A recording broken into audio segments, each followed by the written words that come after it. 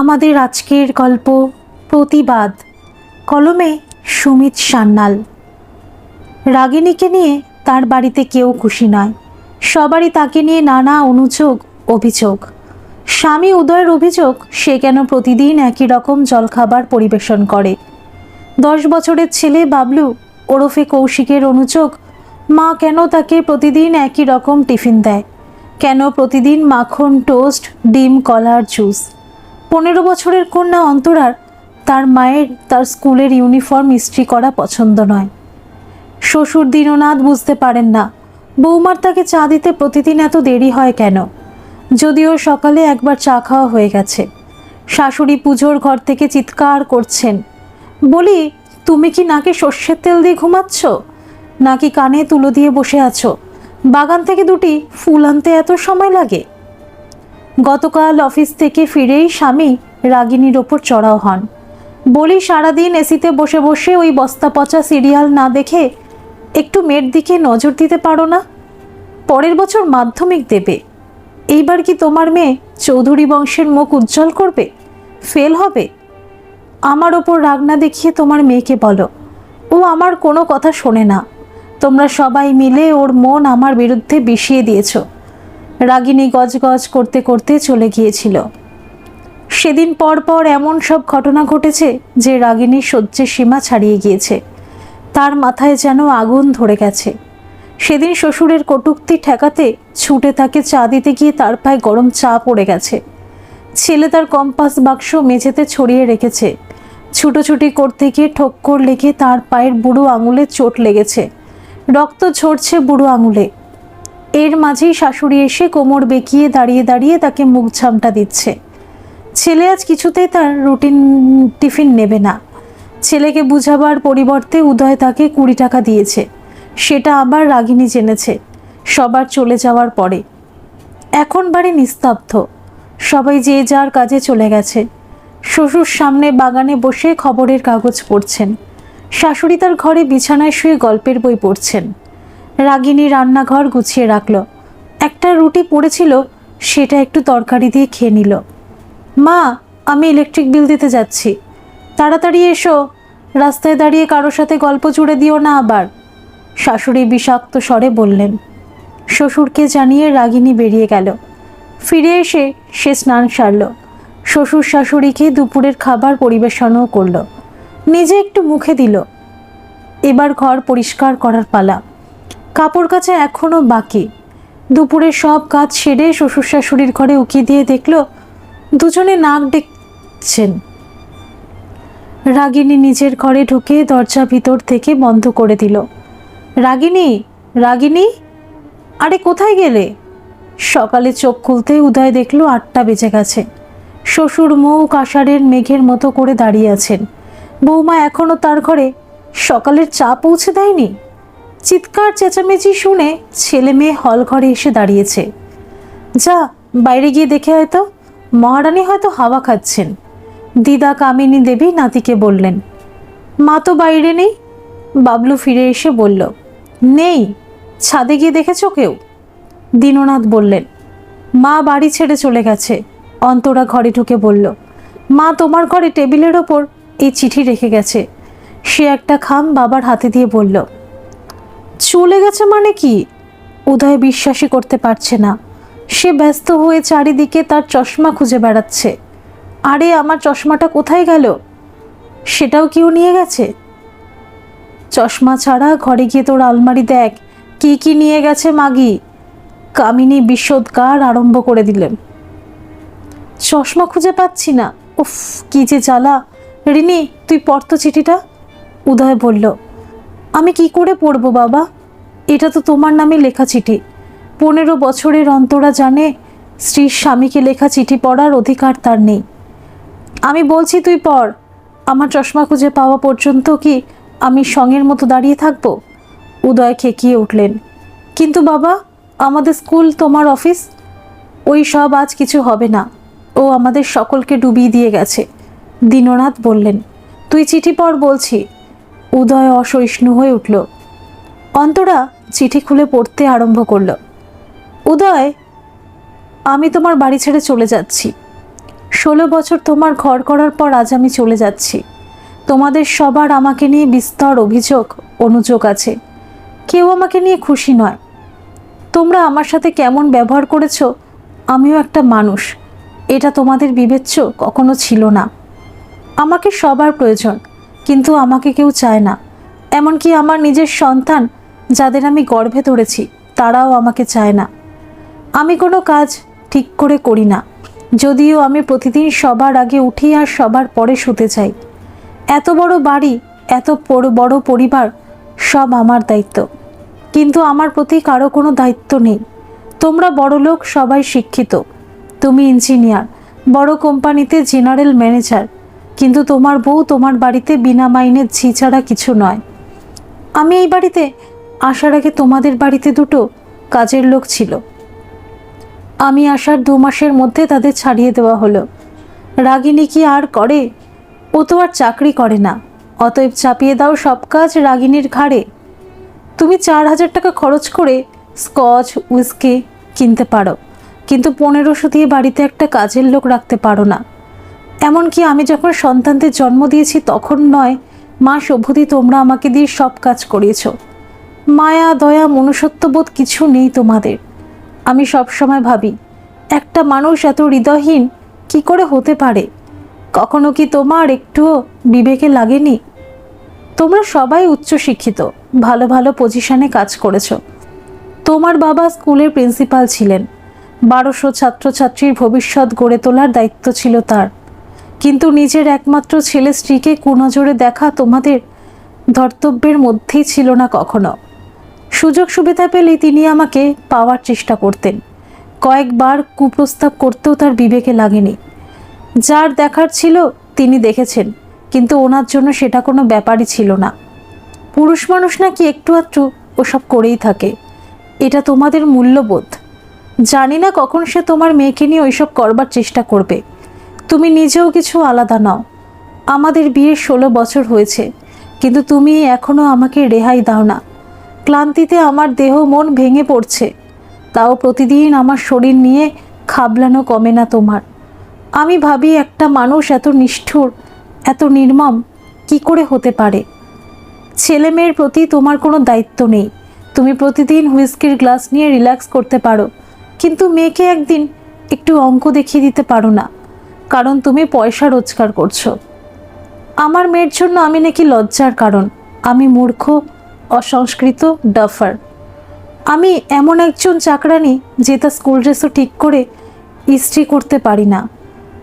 আমি আমার ছেলের জন্য প্রতিদিন নানা রকম মুখরোচক টিফিন দিতে পারি না। ওর মা কিছুই জানে না। আমি আমার সাথে আমার কিছু জামা কাপড় আর বিয়ের সময় আমার বাবা যে কটা গহনা দিয়েছিলেন সেগুলো নিয়ে যাচ্ছি। যদিও তুমি বিয়ের সময় আমার বাবার কাছ থেকে 1 লক্ষ টাকা বরপণ আদায় করেছিলে, হিসেব মতো সেগুলো আমার পাওয়ার কথা। কিন্তু আমি অশান্তি চাই না, তাই আমি চলে যাচ্ছি। তুমি ভালো থেকো, মা বাবাকে আমার প্রণাম জানিও। আমার প্রাণাধিক ছেলে মেয়েকে ছেড়ে যেতে আমার বুক ফেটে যাচ্ছে। কচি বয়সে আমি চলে যাচ্ছি। আমার মামনিকে এমন দুর্বল সময় ফেলে যেতে আমার পা সরছে না। আমি আশা করব অন্তরা নিজের দায়িত্ব বুঝবে, নিজের একটা স্বাধীন পরিচয় গড়ে তুলতে পারবে, নিজের পায়ে নিজের ভরসায় উঠে দাঁড়াবে। ও যেন তার ভাইকে না ভুলে যায়। ঈশ্বরের কাছে আমার প্রার্থনা ওরা যেন সুখী হয়, ভুলে যেতে পারে এই অভাগিনী মাকে। আমাকে খুঁজবার চেষ্টা করো না, আমি মরব না। দেশের আইন আমাকে আমার ইচ্ছার বিরুদ্ধে কোথাও বেঁধে রাখতে পারে না। তোমরা ভালো থেকো, ইতি রাগিনী। অন্তরা ডুকরে কেঁদে উঠল। মা গো। বাবলু যদিও চিঠির কথা সব বুঝতে পারেনি, কিন্তু সেইটুকু বুঝেছে মা চিরদিনের জন্য বাড়ি ছেড়ে চলে গেছে। দিদিকে ওই রকম ফুপিয়ে কাঁদতে দেখে সেও দিদিকে জড়িয়ে ধরে ঝাড় ছড়িয়ে কেঁদে ফেলল। অন্তরা ভাইয়ের হাত ছাড়িয়ে নিজের ঘরে ঢুকে দরজা বন্ধ করে দিল।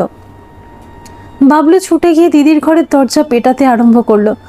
দিদি, দরজা খোলো না দিদি, দিদি গো, ও দিদি, আমার ভয় করছে। বালকের 2 চোখ ভেসে যাচ্ছে।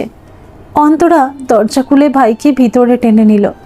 ভাই বোনে পরস্পরকে জড়িয়ে ধরে অনেকক্ষণ কাঁদল। একসময় বাবলু ফোপাতে ফোপাতে বলল, দিদি, আমি আর টিফিন ফেলে গিয়েছিলাম, মা তাই চলে গেল আমাকে ছেড়ে। কিন্তু দিদি, বাবা আমাকে 20 টাকা দিয়ে বলল টিফিন নিতে হবে না। আমি মায়ের কাছে কান ধরবো দিদি, মা কি আর কখনো আসবে না? বাবলু আবার হাউ হাউ করে কাঁদতে শুরু করলো। আমরা সবাই মায়ের মনে দুঃখ দিয়েছি ভাই, তাই মা চলে গেছে। আমি মাকে খুঁজে নিয়ে আসবো, তুমি কেঁদো না। বাবলু তার ছোট ছোট হাত দিয়ে দিদির চোখ মুছিয়ে দিল। না চল, আমরা দুজনে মিলেই মাকে খুঁজবো। অন্তরা তার ছোট ব্যাগ কাঁধে ঝুলিয়ে ভাইয়ের হাত ধরে নিজের ঘর থেকে বেরিয়ে আসলো। তোমরা আবার কোথায় চললে? দিদা চোখ পাকিয়ে বললেন। অন্তরা তার মুখ ঘুরিয়ে নিল। তোমরা বাড়িতে থাকো, আমি পুলিশ স্টেশন যাচ্ছি, মিসিং রিপোর্ট লিখিয়ে আসি। উদয় নিঃশব্দে মাথা নিচু করে বেরিয়ে পড়ল। সেদিন থেকেই বাড়ির চেহারা পাল্টে গেছে। এক বিধ্বংসী ঝড় বয়ে গেছে সবার জীবনে। উদয় একেবারে নীরব হয়ে গেছে। সে নিজেই নিজের জীবন তছনছ করেছে। কামিনী দেবী 2-1 বার রাগিনীকে নিয়ে কটূক্তি করতে চেষ্টা করেছে, কিন্তু নাতনির জ্বলন্ত চোখ দেখে, তার ভয়ঙ্কর মূর্তি দেখে সবাই কেঁপে উঠেছিল। পরদিন সকালে হঠাৎ উদয়ের বড় শ্যালক রণজয় বোনের খোঁজ নিতে এসেছে। সে পুলিশের ডেপুটি কমিশনার, সম্প্রতি বদলি হয়ে কলকাতায় ফিরেছে। আসুন দাদা। চকিতে একবার মা বাবাকে দেখে নিয়ে সে তাকে অভ্যর্থনা জানালো। কই, রাগিনী কোথায়? উদয় আমতা আমতা করতে আরম্ভ করলো। সে একবার বাবাকে দেখছে, একবার মাকে। বাবলু আর অন্তরা মামার গলার স্বর শুনে নিজেদের ঘর থেকেও বেরিয়ে এসেছে। আমি তোমাকে জিজ্ঞাসা করছি, এদিক ওদিক দেখছো কি? ও তো তোমার স্ত্রী। রণজয় কঠিন দৃষ্টিতে তাকিয়ে আছে। আমি জানি না, সে গেছে তার কোনো ইয়ারের সাথে ফুর্তি করতে। উদয় তিক্ত কণ্ঠে বলল। পরক্ষণে রণজয় একটা বিশাল ঘুষি কষিয়েছে তাকে। উদয় 10 হাত ধরে চৌখাটের কাছে ছিটকে পড়েছে। তার মুখ নাক দিয়ে রক্ত ঝরছে। ও হারামজাদা, শুয়োরের বাচ্চা, তুই কি ভাবিস আমি কিছু জানি না? রাগিনীর চিঠির কপি আমার কাছেও গেছে। আর আপনাকেও আমি বলবো, ওকে আমি শুয়োরের বাচ্চা কেন বলেছি।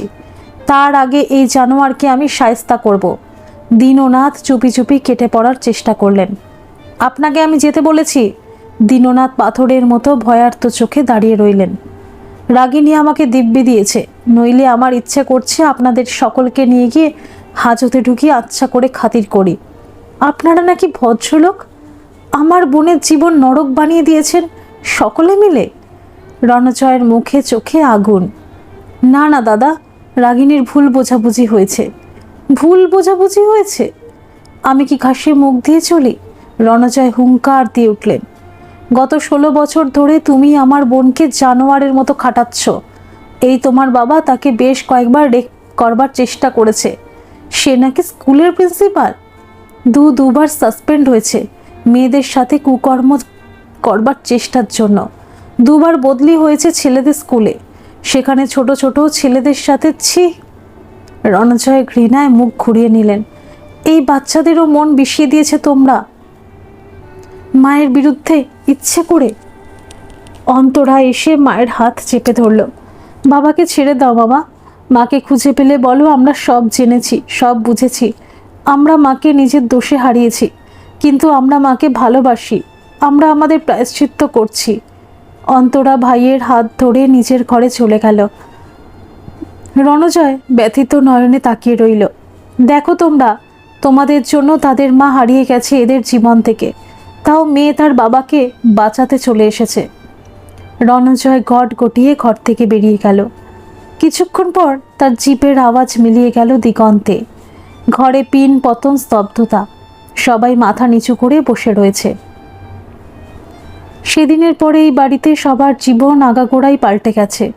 অন্তরা প্রতিদিন ভোরে সবার আগে ঘুম থেকে ওঠে। ভাইকে ঘুম থেকে তুলে ব্রাশে পেস্ট লাগিয়ে বাথরুমে বেসিনের সামনে দাঁড় করিয়ে ঘরে বিছানা গুছিয়ে ফেলে। ভাইয়ের মুখ ধুয়ে দিয়ে তোয়ালে দিয়ে সস্নেহে মুখ মুছিয়ে দেয়। ভাইকে এনে ডাইনিং টেবিলে বসিয়ে দুধ গরম করেও নিয়ে আসে।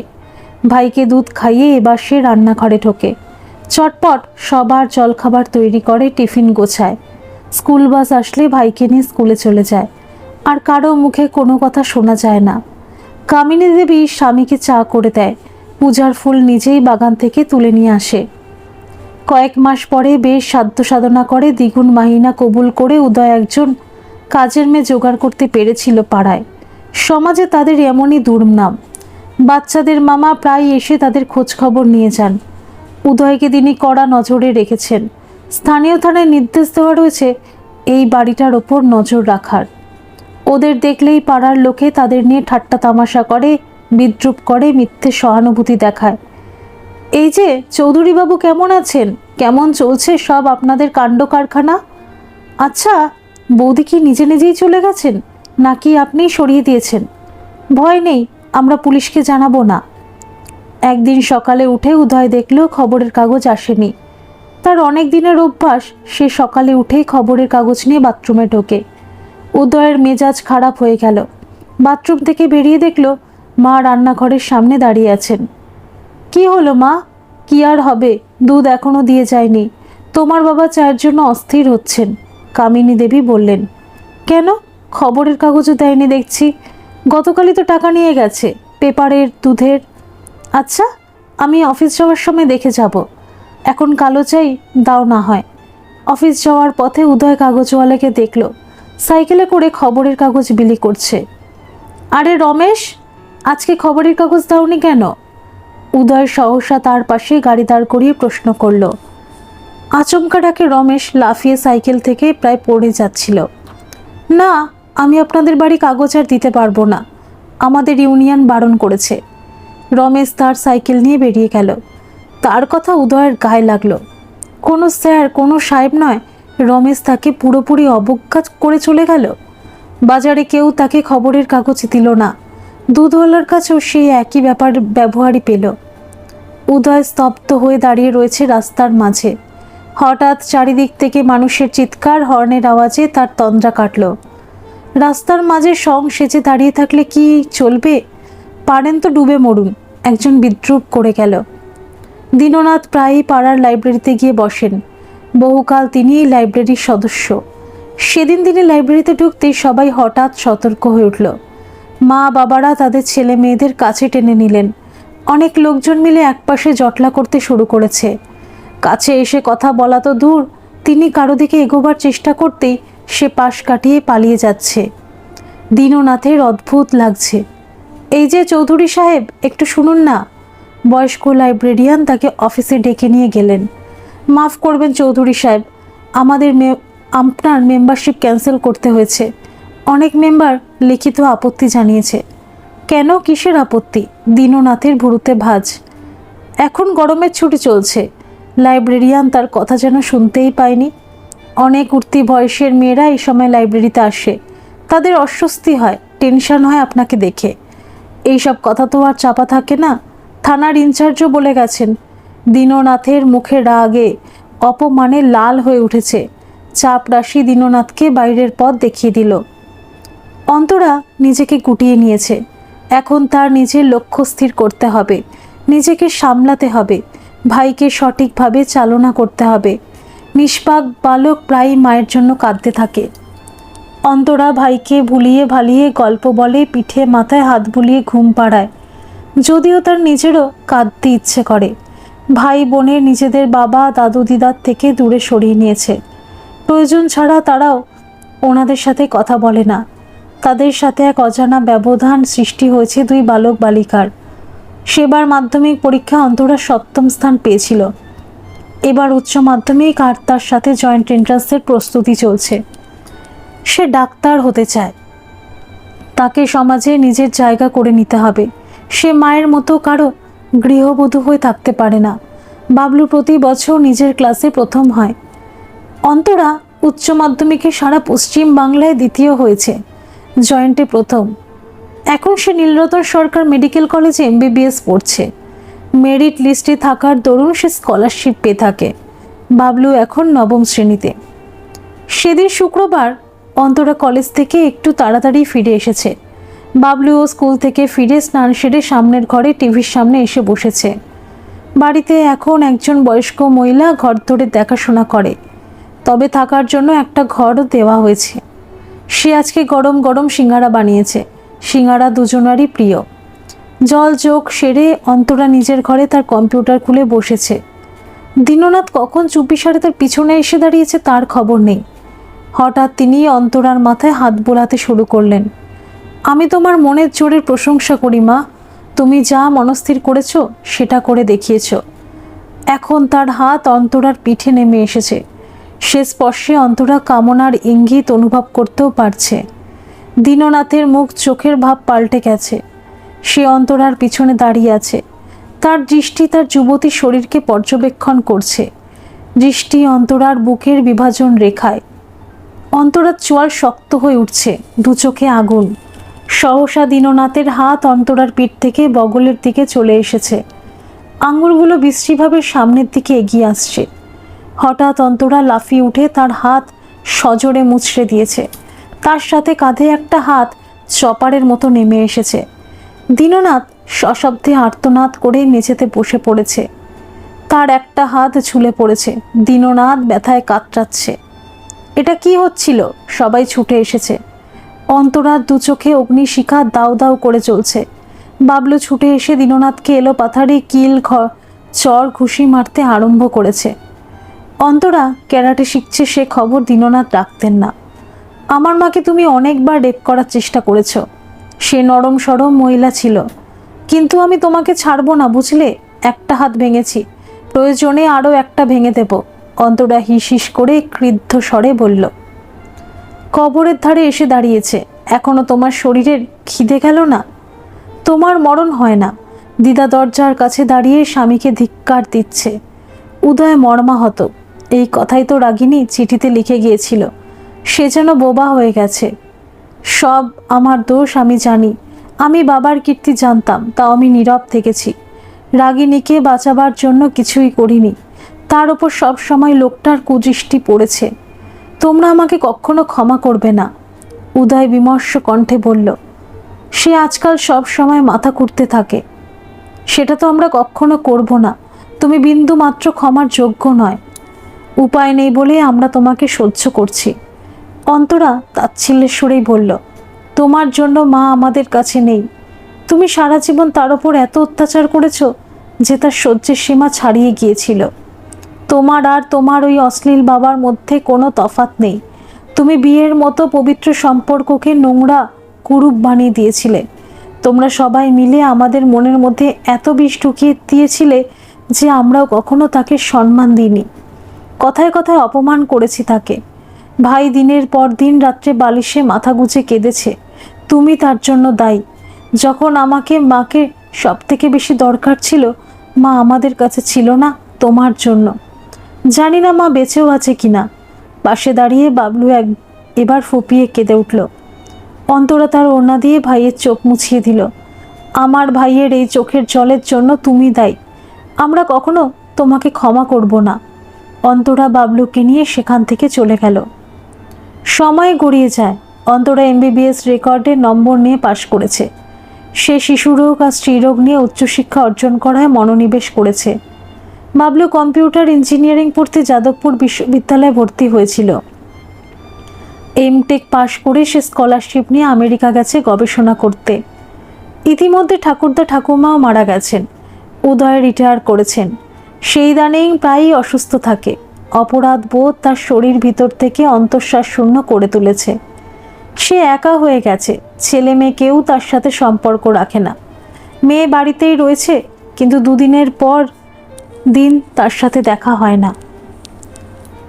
বাবলু প্রতিদিন দিদির সাথে কথা বলে হোয়াটসঅ্যাপ অথবা স্কাইপে, কিন্তু এই 2 বছর সে বাবার সাথে একবারও কথা বলেনি। এমনও হয়েছে যে অন্তরা হয়তো কম্পিউটারে বসে স্কাইপে বাবলুর সাথে কথা বলছে। যে মুহূর্তে উদয় সেখানে গিয়ে দাঁড়িয়েছে, সে বলে ওঠে, আচ্ছা দিদি, আমি পরে কথা বলছি তোমার সাথে, বলে বাবলু লাইন কেটে দেয়। উদয়ের ডাক ছেড়ে কাঁদতে ইচ্ছে করে, কিন্তু কেউ তার কান্না শোনার নেই। একদিন অন্তরা এক সুন্দর সপ্রতিভ যুবককে নিয়ে বাবার কাছে আসলো। বাবা, এ হচ্ছে আমার বন্ধু ডাক্তার পীযূষ লাহিড়ী। আমরা বরাবর একসাথেই মেডিকেল কলেজে পড়াশোনা করেছি। আমরা বিয়ে করতে চাই। যুবকটি এগিয়ে এসে উদয়কে প্রণাম করল। উদয় তার মাথা স্পর্শ করে নিরুচ্চার আশীর্বাদ করলেন। এসো বাবা, বসো। বাড়িতে কে কে আছে তোমার? উদয় জিজ্ঞাসা করলেন। বাড়িতে শুধু বাবা আর আমি। মা কয়েক বছর আগে মারা গেছেন। বাবা কি করেন? রিটায়ার্ড? না না বাবা, উনি রিটায়ার্ড কি করবেন? উনি কলকাতার স্বনামধন্য সার্জন, ডাক্তার পার্থপ্রতিম লাহিড়ী। ওনার হাসপাতালে তো ফেমাস কলকাতায়। পীযূষ ওনার সাথেই কাজ করে। ও ক্যান্সার স্পেশালিস্ট সার্জন। বিয়ের পরে আমিও সেখানেই আমার কাজ চালিয়ে যাব, অন্তরা বলল। আজ অন্তরা আর পীযূষের বিয়ে সম্পন্ন হয়েছে। সবার চোখে জল। অন্তরা মন হু হু করছে। আজ তার জীবনের সবথেকে আনন্দের মুহূর্তেই মা তার কাছে নেই। আজ বারে বারে উদয়ের দু চোখ ঝরে পড়ছে। যতবার অন্তরা তার সামনে আসছে তার মুখ করুণ হয়ে উঠছে। আজ বাবলুরও মন খারাপ। মা নেই, দিদি বিয়ে হয়ে চলে যাচ্ছে। এক অদ্ভুত শূন্যতা তার শরীর মন গ্রাস করেছে। আজ বাবার জন্য তার মন খারাপ। আমার সাথে সম্পর্ক ত্যাগ করো না মা, তুমি আমার শেষ লাইফলাইন। বাবলু তো আমার সাথে সব সম্পর্ক ছেদ করেছে। বিদায়ের সময় উদয় কাঁদতে কাঁদতেই বললেন, আমি আসবো বাবা, রেগুলার আসবো তোমার কাছে। আমি রোজ তোমার সাথে দেখা না করতে পারলে ফোনেই কথা বলবো। আমি তো কাছেই রইলাম। তুমিও যখন খুশি আমাদের বাড়ি যেও। আমি বাবলুকে বলবো, কিন্তু আমি জানি না বাবা ও কি করবে। অন্তরা সেদিন স্বামীর সাথে শ্বশুর বাড়ি চলে গেল। দুদিন পরে বাবলু আমেরিকা ফিরে গেছে। অন্তরা বিয়ের পরেও বাবার সাথে সম্পর্ক বজায় রেখেছে। মেয়েদের মন অন্য ধারায় বয়ে যায়। শরীরের মতো তাদেরও মনও কমল। তারা চেঁচে কাউকে আঘাত দিতে পারে না। অন্তরার বাবার ওপর রাগ আছে। সে ভুলে যায়নি বাবা মাকে অনেক কষ্ট দিয়েছে। তার মা বাবার জন্য বাড়ি ছেড়ে চলে গেছে, কিন্তু তারপরেও সে নিজেকে বাবার সাথে সম্পর্ক ছিন্ন করতে পারেনি। সে প্রায়ই বাবাকে দেখতে আসে, কখনো স্বামীকেও নিয়ে আসে। বাড়িতে বাবার দেখাশোনা করবার জন্য দুজন কাজের লোক রাখা হয়েছে। একজন বাড়িতেই থাকে, অন্যজন সকালে এসে সারাদিন থাকে, রাত্রে ফিরে যায়। সেদিন শনিবার। অন্তরা সাধারণত শনি রবিবার কাজ করে না। এই দুদিন সে বাবার সাথেই কাটায়। বাবার শরীরটা ভেঙে পড়েছে। পীযূষ বিকেলে আসবে বলেছে। অন্তরা নিজের ঘরে ঢুকে কম্পিউটার খুলেছে। বাবলু প্রায় এই সময় আমেরিকা থেকে দিদির সাথে স্কাইপে কথা বলে। সেদিনও অন্তরা ভাইয়ের সাথে কথা বলছে। তখনই উদয় ঘরে ঢুকেছেন। কম্পিউটারের পর্দায় ছেলেকে দেখে আজ তিনি হঠাৎ ভাবুক হয়ে পড়েছেন। কেমন আছো বাবলু?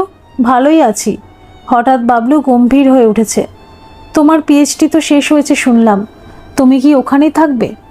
এখনো ভাবিনি কিছু, বাবলুর সংক্ষিপ্ত জবাব। বিয়ের ব্যাপারে কিছু ভেবেছ? না, আমি বিয়ে করব না। আমার শিরায় তোমার রক্ত বয়ে চলেছে। আমি তোমার মতো কোনো মেয়ের জীবন ধ্বংস করব না। আমাদের পরিবার পারভার্ট, কামুক, জানোয়ারের পরিবার। সেটা আমি ভুলতে পারি না, বাবলু কঠিন স্বরে বলল। আমি তোমার সাথে পরে কথা বলবো দিদি, এখন ছাড়ছি। বাবলু স্কাইপ বন্ধ করে দিয়েছে। উদয়ের দু চোখে জল ভরে এসেছে। তিনি মাথা নিচু করে স্তব্ধ হয়ে বসে আছেন। তার গাল বেয়ে টপ টপ করে অশ্রু গড়িয়ে পড়ছে। তুমি বাবলুর কথা ভুলে যাও বাবা। মা যখন বাড়ি ছেড়ে চলে গেল তখন তো খুবই ছোট। ওই কাঁচা বয়সে মাকে হারাবার আঘাত সে এখনো কাটিয়ে উঠতে পারেনি। আমি যদিও আমার বুকে পাথর চাপা দিতে পেরেছি, তবুও আমি বলতে পারবো না সে আঘাত আমি পুরোপুরি কাটিয়ে উঠতে পেরেছি বাবা। ভুলে গেছি সেই বেদনা। আমি সহ্য করতে শিখে নিয়েছি। বাবলু হয়তো সেটা শিখতে পারেনি। আমার মনের ভেতরে যে জায়গাটা শূন্য হয়ে গিয়েছে, আমার স্বামীর অকুণ্ঠ ভালোবাসাও সেটা ভরে দিতে পারেনি। অন্তরা একটা দীর্ঘশ্বাস ছেড়ে বলল, তোমাদের কোনো দোষ নেই মা। আমি যে অপরাধ করেছি তার কোনো ক্ষমা হয় না। যে ক্ষমা করতে পারতো সেই যখন রইল না। উদয় ব্যথিত কণ্ঠে বললেন, ওই কথা বলো না বাবা। আমার মা বেঁচে আছে, বেঁচে আছে আমার মা, বুঝেছ? অন্তরা অবরুদ্ধ কণ্ঠে বলল, হ্যাঁ মা, সে আলবাত বেঁচে আছে। সে আছে আমি জানি, উদয় ধরা গলায় বলল। সেদিন বিকেলে পীযূষ ফোনে তার স্ত্রীকে জানালো সে একটু ব্যস্ত হয়ে পড়েছে, আজ তার আর যাওয়া হবে না। উদয় তখনও সামনের ঘরে পাথরের মতো বসে রয়েছেন। বাবাকে বিদায় জানিয়ে অন্তরা বেরিয়ে পড়ল। সে সবে তার গাড়ি স্টার্ট দিয়েছে। ঘরের মেয়েটি ছুটে আসলো, দিদি দিদি, বাবা অজ্ঞান হয়ে গেছেন। অন্তরা লাফিয়ে ঘরের দিকে ছুটল। বাবা বুক খামচে ধরে মেঝেতে অবচেতন পড়ে রয়েছেন। অন্তরা মেঝেতে বসে সর্বশক্তি দিয়ে বাবাকে সিপিআর দিতে আরম্ভ করলো। কাজের মেয়ে পীযূষকে ফোন করে দিয়েছে। উদয়ের শ্বাস ফিরেছে। অন্তরা বাবাকে গাড়িতে তুলে হসপিটালের দিকে ছুটল। বাবার সাংঘাতিক হার্ট অ্যাটাক হয়েছিল। কয়েকদিন জমে মানুষের টানাটানি চলল। 2 সপ্তাহ হসপিটাল থেকে উদয় বাড়ি ফিরেছেন। পীযূষ চেয়েছিল বাবাকে নিজের সাথে তাদের বাড়িতেই নিয়ে যাবে। অন্তরা তাতে রাজি হয়নি। বাবার জন্য সে ভাইয়ের সাথে সম্পর্ক ছিন্ন করতে পারবে না। শেষ পর্যন্ত বাড়িতে 24 ঘন্টার জন্য নার্সের ব্যবস্থা করা হলো। অন্তরা প্রতিদিন একবার এসে বাবাকে দেখে যায়। সব রকম যত্ন আরতির সত্যি উদয়ের শরীর দিনের পর দিন ভেঙে পড়ছে। একাকিত্ব আর অপরাধবোধ তাকে উত্তরোত্তর গ্রাস করছে। তার অন্তরাত্মা দিনে রাতে তাকে ধিক্কার দেয়। পীযূষ একদিন বলল, আমি বুঝে পাই না অন্তরা, তুমি কেন বাবাকে অকারণে কষ্ট দিচ্ছ? এত বিরূপ মনোভাব কেন? অকারণে নয় গো, এই লোকটা আমাদের শৈশব তছনছ করে দিয়েছে। সে আমাদের মায়ের জীবন ধ্বংস করে দিয়েছিল। নরক বানিয়ে তুলেছিল মায়ের জীবনের 16টা বছর। আমি জানি না আমার মা কোথায় আছে, বেঁচে আছে কিনা তাও জানি না। বেঁচে থাকলেও কোথায় আছে, কিভাবে বেঁচে আছে আমি জানি না। মায়ের তো কেউ নেই, কিছুই নেই। অন্তরার 2 চোখ ঝরে পড়ছে। পীযূষ অন্তরাকে বুকে টেনে নিল। তুমি তো আমাকে কখনো বলনি অন্তরা, আমি চাইনি তোমার পুরনো ঘা ঘুচিয়ে তুলতে। তুমি যদি না চাও আমি এই প্রসঙ্গ কোনো দিন তুলব না। না গো, আমি চাইছিলাম না আমার জীবনের ব্যথা বেদনার কথা বলে তোমাকে কষ্ট দিতে। তারপর অন্তরা স্বামীকে মন খুলে সব কথা বলল। আমরা অতীতকে তো পাল্টাতে পারি না অন্তরা। তোমার বাবা যা কিছু অন্যায় অত্যাচার করেছেন তোমার মায়ের ওপর, সেটা ভোলা যায় না, ক্ষমাও করা যায় না। আমি বুঝি, কিন্তু তাও তিনি তোমার বাবা। ভবিষ্যতে যখন আমাদের সন্তান হবে তখন তারা যদি জানে যে আমরা তোমার বুড়ো বাবাকে একা মৃত্যুর পথে ঠেলে দিয়েছিলাম, তখন তাদের কচি মনে তার কেমন ছাপ পড়বে। তাহলে কি তুমি চাও আমি বাবাকে আমাদের বাড়িতে নিয়ে আসি? কখনো নয়। ওই মানুষটার জন্য আমি আমার ভাইয়ের সাথে সম্পর্ক ত্যাগ করতে পারি না। ওনার জন্যে যে ভাই আমাকে সোজাসুজি বলে দিয়েছে বাবার সাথে সম্পর্ক রাখতে চাইলে ওর সাথে সম্পর্ক ছাড়তে হবে। আমি জানি ওরই জেদ মাথা মুন্ডুহীন, কিন্তু তার কারণও তো বাবা নিজেই। কিন্তু কেউ আমার মায়ের কথা ভাবে না, তুমিও না। অন্তরার 2 চোখে আবার ভেসে গেছে। না না, তুমি চিন্তা করো না, আমরা মাকে ঠিক খুঁজে বের করব। কলকাতার ডেপুটি পুলিশ কমিশনার বাবার বন্ধু, আমরা ওনাকে বলবো, যদিও দেরি হয়ে গেছে। পীযূষ অন্তরার চোখ মুছিয়ে দিতে দিতে বলল, মানে না না, কখনো না, আমার মা বেঁচে আছে। অন্তরা কেঁপে উঠল। নিশ্চয়ই নিশ্চয়ই মা বেঁচে আছেন। মা তো তার চিঠিতে লিখেই ছিলেন। তিনি কেন গিয়েছেন আমরা জানি। কোথায় গিয়েছেন সেটা খুঁজে বের করতে হবে। তারপর স্বামী স্ত্রী অনেকক্ষণ ধরে চিন্তা করলো বাবার জন্য কি ব্যবস্থা করা যেতে পারে। শেষ পর্যন্ত তারা ঠিক করলো বাবার জন্য সকল সুবিধাযুক্ত এমন একটা জায়গা খুঁজে বাহির করতে হবে যেখানে তিনি সমবয়সী মানুষের সঙ্গে থাকতে পারবেন। তাতে ওনার নিঃসঙ্গতা কাটবে, মনও ভালো থাকবে। টাকা পয়সার তো কোনো অভাব নেই। শীঘ্রই দুজনে বুঝেছে তাদের ব্যস্ত দিনপুঞ্জির মাঝে এইরকম জায়গা খুঁজে বাহির করা দুঃসাধ্য ব্যাপার। এখন অবস্থা এমন হয়েছে লোকে নিজেদের জন্য রিটায়ারমেন্ট হোম, বৃদ্ধাশ্রমের ব্যবস্থা নিজেই করে রাখে রিটায়ার করবার অনেক আগে। কলকাতার আশেপাশে কোনো ভদ্র সভ্য রিটায়ারমেন্ট হোম, বৃদ্ধাশ্রমে কোনো জায়গা নেই। সেদিন অন্তরা আর পীযূষ হসপিটালে তাদের অফিস ঘরে যে যার কম্পিউটারের অনুসন্ধানে লেগে রয়েছে। এই শোনো, এটা একটু দেখে যাও, পীযূষ ডাকলো। অন্তরা স্বামীর চেয়ারের পিছনে গিয়ে দাঁড়ালো। কি গো, এই দেখো, এই একটা ভালো জায়গা পাওয়া গেছে। জায়গাটা সাউথে, একটু দূরে সোনারপুরে। সম্প্রতি তারা তাদের সেন্টারে একটা জোন যোগ করেছে। বেশ সুন্দর হাইটেক ব্যবস্থা, একটু দামি জায়গা, কিন্তু এখানে যদি জায়গা পাওয়া যায় তবে হয়তো বাবা এখানে থাকতে পারবেন, পীযূষ বলল। দুজনে মিলে বৃন্দাবন সিনিয়র কেয়ার সেন্টারের ব্যাপারে বিশদভাবে পড়ে দেখল। ভালোই তো মনে হচ্ছে। কাল শনিবার বাবাকে নিয়ে একটু ঘুরেই আসি, অন্তরা বলল। তুমি যেতে চাও? হ্যাঁ, তুমি তো এমনিতেই শনিবার ওই বাড়ি যাও, আমিও সাথে যাব। পরদিন পীযূষ আবার সেদিন আসতে পারেনি। অন্তরা তার কম্পিউটারের বৃন্দাবন সেন্টারের ওয়েব পেজটা বাবাকে দেখালো। বাবা, এই মুহূর্তে তোমার সবথেকে বড় কষ্টের ব্যাপার হলো একাকিত্ব। এখন তোমার দরকার এমন একটি জায়গা যেখানে তুমি সমবয়সী মানুষের সঙ্গ পেতে পারো। এই জায়গাটা মনে হয় তোমার সেই প্রয়োজনটাই মেটাতে পারে। চলো না, আজ দুপুরে খাওয়ার পরে আমরা জায়গাটা ঘুরে আসি। যদি তোমার পছন্দ হয় তখন কথা বলা যাবে। তোমরা আমাকে বৃদ্ধাশ্রমে পাঠিয়ে দিতে চাইছো? উদয় করুণ স্বরে বলল। তার দু চোখে সহসা জল ভরে এসেছে। না বাবা, আজ তো আমরা শুধু দেখতে যাচ্ছি। যদি তোমার পছন্দ হয় তখন বলা যাবে। যদি দিন কয়েক থেকে দেখতে চাও সেটাও হতে পারে। না হয় আমাদের এই বাড়িটা তো রইলই। কাজের মাসিরা সব থেকে যাবে এখানে, বাড়ি দেখাশোনা করবে। নার্সকে না হয় আমি হসপিটালে পাঠিয়ে দিলাম। অন্তরা বাবাকে বোঝালো। তারপর অন্তরা বাবাকে নিয়ে সেখানে গিয়ে পৌঁছলো। খুবই সুন্দর জায়গাটা, মনোরম পরিবেশ। সাধারণ বৃদ্ধাশ্রমে যেমন সারি সারি ঘর থাকে, এখানে তার পরিবর্তে ছোট ছোট কটেজের মতো ঘর বৃত্তাকারে সাজানো রয়েছে। সবকটি কটেজ পরস্পরকে ঢাকা বারান্দা দিয়ে যুক্ত আছে। চারিদিকে সবুজের সমারোহ, ফুলের বাগান, পাঁচিলের ধারে ধারে সারি সারি নারকেল গাছ। একপাশে মেডিকেল সেন্টার, কর্মচারীদের থাকার জায়গা। অন্তরা অফিস ঘরের পাশে পার্কিংয়ে তার গাড়ি দাঁড় করালো। বাবাকে রিসেপশনের পাশে সোফায় বসিয়ে সে কাউন্টারে নিজের কার্ড দিয়ে বলল, আমি এই সংস্থার ব্যাপারে জানতে চাইছিলাম।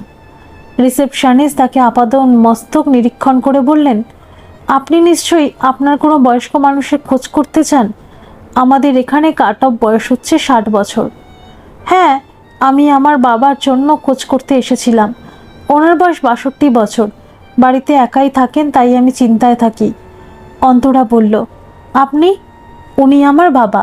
ও আচ্ছা, আপনি এই ফর্মটা ভরে দিন।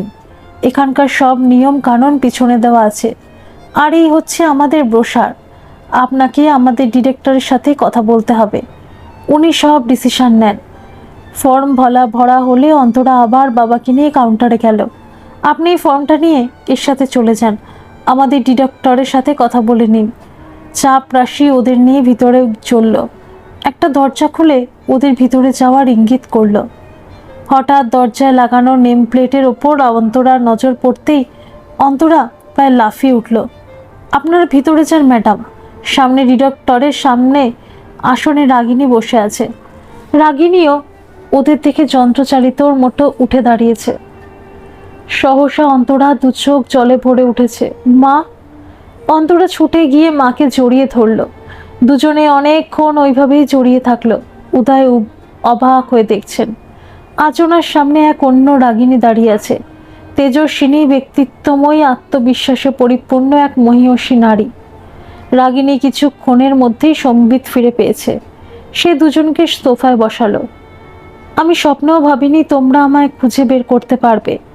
তোমার বাবা পুলিশে মিসিং রিপোর্ট লিখিয়েছিল আমি জানি, আর পুলিশ আমাকে খুঁজেও বের করেছিল। কিন্তু আমি কোনো অবস্থাতেই লোকটার কাছে ফিরে যেতে চাইনি। আর পুলিশ চাইলেই আমাকে আমার ইচ্ছার বিরুদ্ধে এর কাছে নিয়ে যেতেও পারতো না। আমি বয়স্ক পুলিশ ইন্সপেক্টরকে আমার সব বৃত্তান্ত বলেছিলাম। শুনে তিনি বললেন, সরি ম্যাডাম, আমি জানি আমাদের দেশে না তো বৈবাহিক বলাৎকারের জন্য কোনো আইন আছে, না মানসিক শোষণের জন্য, কিন্তু আমি আপনার অবস্থাটা বুঝি। আমি এইটুকু করতে পারি, আমি আপনার ফাইল বন্ধ করে দেব। Not traceable, file closed. উনি তাই করেছিলেন। রণজয়দা এই পথ দেখিয়েছিল তাকে, রাগিনী বলল। আমি অনেকবার ভেবেছি লুকিয়ে তোমাদের দেখে আসব, কিন্তু প্রত্যেকবার বেরোতে গিয়ে মনে হতো আমি তো আমার স্বামীকে খুশিই করতে পারিনি, শ্বশুর শাশুড়িকে খুশি করতে পারিনি, আর আমার ছেলে মেয়েরাও আমাকে চায় না। রাগিনী দীর্ঘশ্বাস ছেড়ে বলল, যাক সে কথা। তোমরা সব কেমন আছো? বিয়ে করেছো দেখছি। কোথায় তোমার স্বামী, কি করে? বাবলু কোথায়? রাগিনী প্রশ্নের বন্যা বইয়ে দিল। অন্তরা উৎসাহের সাথে মাকে তার স্বামীর ব্যাপারে, শ্বশুরবাড়ির ব্যাপারে, বাবলুর ব্যাপারে জানালো। মানে আমি চলে যাওয়াতে তোমাদের ভালোই হয়েছে? তার মানে? ভালো হয়েছে বলছো মা? 10 বছরের বাবলুর শৈশব হারিয়ে গেছে মা। অন্তরার গালবে অশ্রুধারা নেমে এসেছে। তুমি চলে যাওয়ার পর কেউ ছিল না আমাদের কাছে। হ্যাঁ, আমরা কখনো তোমার অস্তিত্ব স্বীকার করিনি। যা মুখে এসেছে বলেছি। এই তিনজন আমাদের জীবনে অভিশাপ হয়ে এসেছে। ওনারা তোমার তো যথেষ্ট অপমান করেছে, অবহেলা করেছে, উৎপীড়ন করেছে। তার সাথে তোমার বিরুদ্ধে আমাদের মন এমন বিষি দিয়েছে যে আমরা তোমার কোনো কথা শুনিনি। আমাদের সামনে দিদা তোমাকে দিন রাত মুখ ঝামটা দিয়ে গালিয়ে দিয়েছে। আমরা মনে করেছি দিদা ঠিক করছে। আমি নিজেকে এর জন্য কখনো ক্ষমা করতে পারি না। তোমার চলে যাওয়ার পর হঠাৎই এদের জঘন্য চেহারা আমার সামনে ফুটে উঠেছে। বাবার কাছে তুমি না পেয়েছো সম্মান, না স্বীকৃতি, না পেয়েছো সুখ আরাম। এনার জন্য সুখ মানে বিছানার সুখ, আর সেটা তো হবেই। ইনি যে দীননাথ চৌধুরীর ছেলে। অন্তরা একবার ঘৃণায় চোখ বাবার দিকে তাকালো। উদয় মাথা নিচু করে বসে রয়েছেন। আর দীননাথ চৌধুরীর জন্য নারীর শরীর তো শুধুমাত্র ভোগের বস্তু, সে স্কুলের বালিকা হোক অথবা পুত্রবধূ। সেদিন হঠাৎ আমি জানলাম আমার কাছে কেউ নেই, আমি একা। অন্তরার স্বর কেঁপে উঠল, কিন্তু সে তার অশ্রু সংবরণ করে বলল, তুমি ভেবে দেখো মা, আমিও তো তখন ছোট ছিলাম। সকালে উঠে নিজের জামাকাপড়, বাবলুর জামাকাপড় ইস্ত্রি করতে গিয়ে বুঝেছিলাম তুমি কি করে অত সব কাজের মাঝে আমাদের জামাকাপড় ইস্ত্রি করতে। মাঝে মাঝে আমি ক্ষেপে উঠতাম, বাবলুর ওপর রাগ দেখাতাম। বাড়িতে দুটো কাজের লোক রাখা হয়েছিল, তারপরেও সপ্তাহে অন্তত দুদিন আমাদের টিফিন পেতে দেরি হতো। স্কুল বাস মিস করতাম। নিজের জন্য, বাবলুর জন্য যা কিছু দরকার তার জন্য আমাকে লড়াই করতেই হবে। এনাদের তো কোনো অসুবিধা ছিল না। মাঝ রাতে জেগে উঠে বাবলু প্রায় তোমার জন্যই কাঁদতো।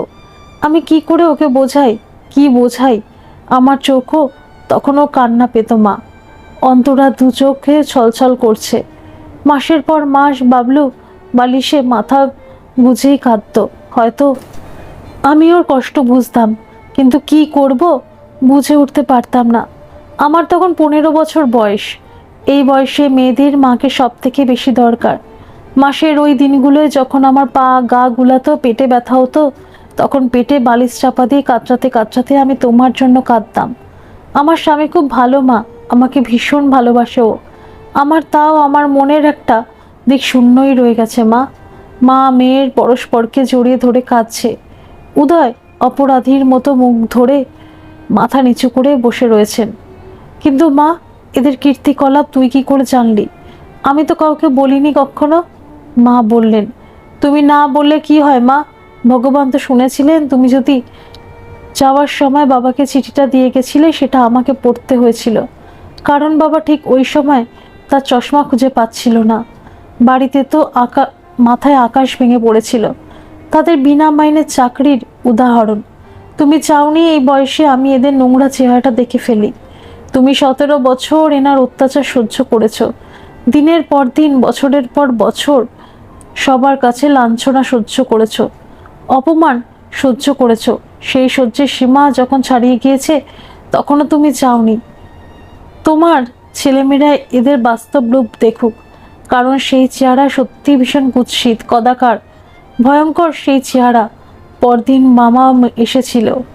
মা বাবাকে নিয়ে তোমাকে নিয়ে প্রশ্ন করায় বাবা এমন এক জঘন্য মন্তব্য করেছিল যে মামা নিজেকে সামলাতেই পারেনি। যা প্যাদানি খেয়েছে সেদিন।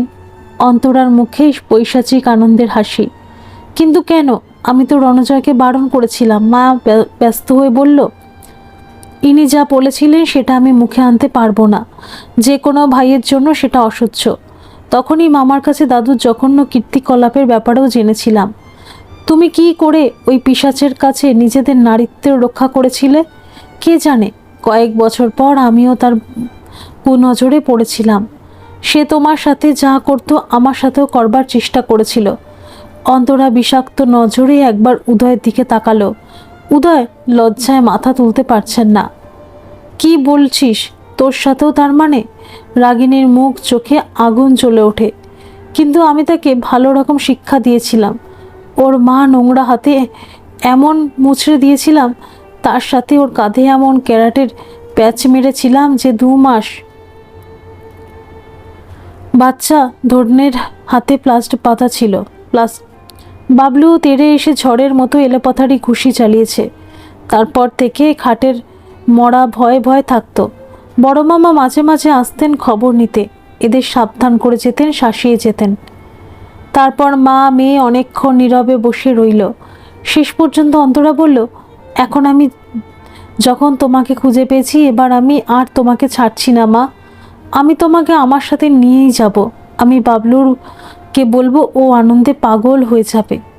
না না, আমি এখনই ভালো আছি। এখানে সবাই আমাকে ভালোবাসে, সম্মান করে।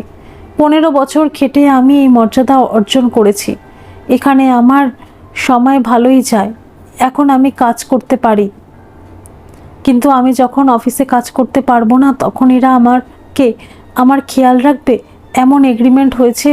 মায়ের দিকে চেয়ে আছে, মা তাকে বিশ্বাস করতে পারছে না। কেনই বা করবে? সে কি সত্যিই মাকে অমনভাবে খুঁজেছে? সে তো আজ দৈবাত মায়ের সাথে দেখা হলো। না মা, আমি এখানেই ভালো আছি। এখানে সবাই আমাকে ভালোবাসে, সম্মান করে। 15 বছর খেটে আমি এই মর্যাদা অর্জন করেছি। এখানে আমার সময় ভালোই কেটে যায়। এখন আমি কাজ করতে পারছি, কিন্তু আমি যখন কাজ করতে পারবো না, তখনও এরা এখানে আমার খেয়াল রাখবে এমন এগ্রিমেন্ট হয়েছে আমার সাথে। অন্তরা ছল ছলে চোখে মায়ের দিকে চেয়ে আছে। মা তাকে বিশ্বাস করতে পারছে না। কেনই বা করবে? সে কি সত্যই তাকে অমনভাবে খুঁজেছে? সে তো আজ দৈবাত মায়ের সাথে দেখা হলো। মা মেয়ের মনের কথা বুঝেছে। তাছাড়া এখন তোমার বিয়ে হয়ে গেছে, তুমি আমাকে তোমার শ্বশুরবাড়িতে তো নিয়ে রাখতে পারো না। উচিত নয় সেটা। এখন তো তুমি আমাকে খুঁজে পেয়েছো। যখন খুশি চলে আসবে মায়ের কাছে। জামাইকেও নিয়ে এসো, আমিও যাব সময় সুযোগ বুঝে। ক্ষণিক থেমে মা আবার বললেন, বাবলুকে বলো ও যেন আমাকে ফোন করে। ওর হয়তো মায়ের মুখটাও মনে নেই। রাগিনীর মুখ করুণ হয়ে গেছে। না মা, কোনো সন্তান তার মাকে ভুলতে পারে না। বাবলু তো বিয়েও করেনি। ও বলেছে সে কখনো বিয়েও করবে না। অন্তরা বলল, কেন বিয়ে করবে না কেন? ও বলে ওর শিরায় এই পরিবারের বিষাক্ত রক্ত আছে। ও কোনো মেয়ের জীবন নষ্ট করতে চায় না। আচ্ছা, তোমরা তো আজকে আমাকে খুঁজতে আসোনি। রাগিনীর নজর এবার ওদের ফর্মটায় পড়েছে। আমরা কি জানতাম তুমি এখানে থাকো? আমরা বাবার জন্য একটা ভালো সিনিয়র কেয়ার সেন্টার খুঁজছিলাম। শেষে পীযূষ খুঁজে বের করেছে এই জায়গাটা। অন্তরা বলল, কেন? ওর তো নিজের বাড়ি রয়েছে, টাকা পয়সার তো কোনো অভাব নেই। দুটোর জায়গায় 4টে চাকর রাখুক, আয়া রাখুক। রাগিনী এক ঝলক উদয়ের দিকে তাকালো। তা আছে মা, কিন্তু তাতে তো আর বাবার একাকিত্ব কাটবে না। শরীরটাও ভালো যাচ্ছে না। তার জন্য তো তুমি আছো। এই অপদার্থ মহিলাকে ওর কিসের দরকার? রাগিনী তিক্ত কণ্ঠে বলল, রসকসহীন বুড়ি হয়ে গেছি, আমার কাছে সে কি পাবে? রাগিনী, আমি দোষী, আমি অপরাধী। এই 15 বছর ধরে প্রতিনিয়ত অনুতাপ করছি। আমার ছেলে মেয়েরা আমাকে ক্ষমা করেনি কখনো। আমি নিজেকেও ক্ষমা করিনি। এখন ক্ষমা চাওয়ার যদি কোনো মানেও হয় না, তাও আমি তোমার কাছে ক্ষমা চাইছি রাগিনী। উদয়ের চোখ ছলছল করছে। এখন ক্ষমা চেয়ে কী হবে? তোমার ক্ষমার মেয়াদ শেষ হয়ে গেছে। এখন আর তার কোনো দাম নেই। আমি কি চেয়েছিলাম তোমার কাছে? কিছুই না। একটু ভালোবাসা, একটু স্বীকৃতি, একটু সহানুভূতি। আর আমি কি পেয়েছি তোমার কাছে? তুমি শুধুমাত্র আমার শরীর চেয়েছিলে, 17 বছর নিঃশংসভাবে, নির্মমভাবে সেটা ভোগ করেছো তুমি। আমার ছেলে মেয়েকে আমার কাছ থেকে কেড়ে নিয়েছো। তোমার গৃহ সংসারের বইটা আমি 15 বছর আগে পুড়িয়ে দিয়েছি। তোমরা জানো, এখানে জায়গা পাওয়ার জন্য লোকে 10 বছর আগে থেকে বুকিং করে। এখন কোনো জায়গা নেই আমার কাছে। রাগিনী রুক্ষ স্বরে বলে। আমি বলতে চাইছিলাম রাগিনী, আমার জীবনের এই কটা দিন বাকি আছে। এমন হয় না রাগিনী, এই কটা দিন আমরা একসাথে কাটালাম। আমি আমার মেয়ের সামনে কথা দিচ্ছি, আমি তোমার পায়ের কাছে পড়ে থাকবো। প্লিজ রাগিনী। উদয় অনুনয়ের স্বরে বলল, তোমার কোনো অধিকার নেই উদয়। তোমার বাড়ি আমি চিরদিনের জন্য ত্যাগ করেছি। রাগিনী মরে গেছে তোমার জন্য। Chapter closed. রাগিনী উঠে দাঁড়ালো। আমাদের দুপুরের খাওয়ার ঘন্টা পড়ে গেছে। আজকে তোমরা আমাদের অতিথি, খেয়েছো। দেখে যাও, যার কোনো অস্তিত্বই ছিল না তোমাদের কাছে, তাকে লোকে কত ভালোবাসে, সম্মান করে। তারপর অন্তরার দিকে ফিরে রাগিনী বলল, এই দুঃখী মাকে ভুলে যেও না। মাঝে মাঝে সময় করে কথা বলো। এই আমার ফোন নাম্বার। বাবলুকে বলো রাগিনী ফুপিয়ে কেঁদে উঠল। অন্তরাও মাকে জড়িয়ে ডুকরে কাঁদছে। মা মেয়ের কান্না আর থামে না। উদয় করুণ মুখে তাকিয়ে রয়েছে। আজ সে রিক্ত, আজ সে নিঃস্ব। অন্তরা মাকে প্রণাম করে ধীর পায়ে বাবাকে সাথে নিয়ে বেরিয়ে গেল। রাগিনী অফিস ঘরের সামনে দাঁড়িয়ে আছে। তাদের গাড়ি বৃন্দাবন কেয়ার সেন্টারের গেট থেকে বেরিয়ে রাস্তার বাঁকে মিলিয়ে গিয়েছে। ধন্যবাদ সকল বন্ধুরা। এই গল্পটি যদি আপনাদের ভালো লেগে থাকে তাহলে অবশ্যই একটা লাইক করে দেবেন, আর এই চ্যানেলে নতুন হয়ে থাকলে চ্যানেলটিকে সাবস্ক্রাইব করে আমার পাশে থাকবেন, আর পাশে থাকা বেল আইকনটিকে প্রেস করে দেবেন যাতে সমস্ত গল্পের নোটিফিকেশনগুলি সবার প্রথমে আপনাদের কাছে পৌঁছে যায়।